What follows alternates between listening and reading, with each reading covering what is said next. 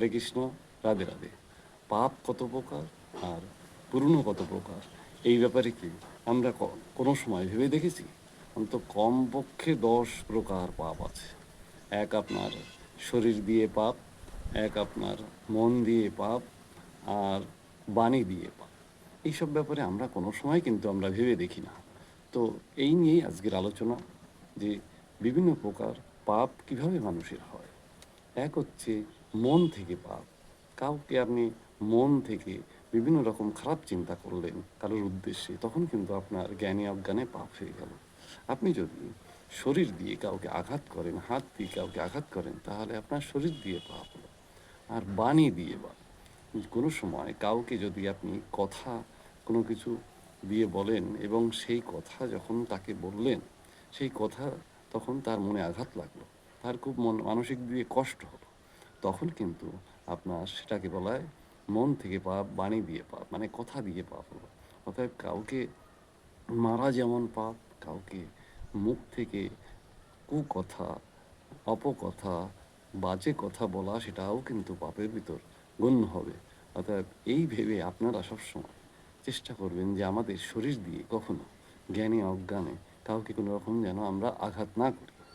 আবার মুখ দিয়ে বাণীর মাধ্যমে কাউকে যেন এমন কোনো কথা বলবো না তিনি যাতে কষ্ট পান। অতএব মানসিক দিক দিয়ে আমরা যখন রাস্তা দিয়ে হাঁটছি, তখন আপনার দেখলাম বাবা কত বড় বাড়ি, 3 তলা বাড়ি।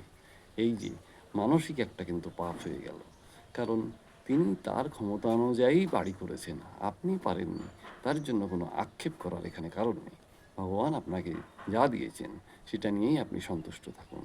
অতএব আপনি চলতে ফিরতে, উঠতে বসতে, মানসিক এবং শারীরিক এবং বাণী দিয়ে জ্ঞানে অজ্ঞানে কোনো রকম যেন আপনার দ্বারা কোনো পাপ না হয়, সেদিক দিয়ে আপনি সবসময় লক্ষ্য রাখবেন। কারণ লক্ষ্য যখনই পূরণ হবে, তখন আপনি নির্দিষ্ট জায়গায় পৌঁছাতে পারবেন। তার জন্য আপনার সবসময় চেষ্টা করতে হবে যে জ্ঞানে অজ্ঞানে আমাদের যেন চলতে ফিরতে কোনো সময় আমাদের যেন পাপ না হয়। কারণ পাপ থেকে নিস্তার পেতে গেলে আপনাকে সবসময় কী করতে হবে? প্রায়শ্চিত্ত করতে হবে। আর সেই প্রায়শ্চিত্ত কীভাবে আপনি করবেন, সেটা হলো আপনার সবসময় সাধুগুরু বৈষ্ণবের মাধ্যমে আপনি যদি হরিকথা শ্রবণ করেন, ভাগবত কথা শ্রবণ করেন, অমৃত কথা অর্থাৎ ভাগবত কথা, এই কথা যখন আপনি শ্রবণ করবেন, তার তার জন্যই আপনার পূর্ব জন্মের বহু বহু পাপ আপনার নষ্ট হয়ে যাবে। তার জন্য আপনার বাড়ির পাশে যেখানে হোক, হাটে বাজারে যেখানে হোক, হরিকথা, কৃষ্ণ কথা এবং ভগবত কথা, আপনি কিন্তু সেখানে যাবেন, গিয়ে শ্রবণ করবেন। কারণ শ্রবণই মঙ্গল। এই শ্রবণ থেকে আপনার জ্ঞান অর্জন হবে এবং সেখান থেকে আপনি জানতে পারবেন যে কোন কাজটা করা উচিত, কোন কাজটা করা উচিত নয়, কোন পথে চলা উচিত, কোন পথে চলা উচিত নয়, কাকে কিভাবে, কোন দিকে কিভাবে দৃষ্টি দেওয়া উচিত। সুদৃষ্টি আর কুদৃষ্টি দুরকম আছে।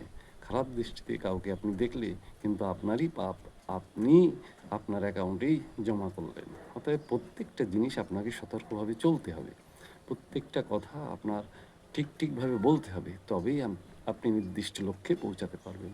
তার জন্য বলছি আপনারা সদা সতর্ক থাকুন এবং ধর্মপথে চলুন, কারণ ধর্মপথই একমাত্র মুক্তির পথ। হরে কৃষ্ণ। রাধে রাধে। চ্যানেলটি ভালো লাগলে সাবস্ক্রাইব করবেন। ধন্যবাদ।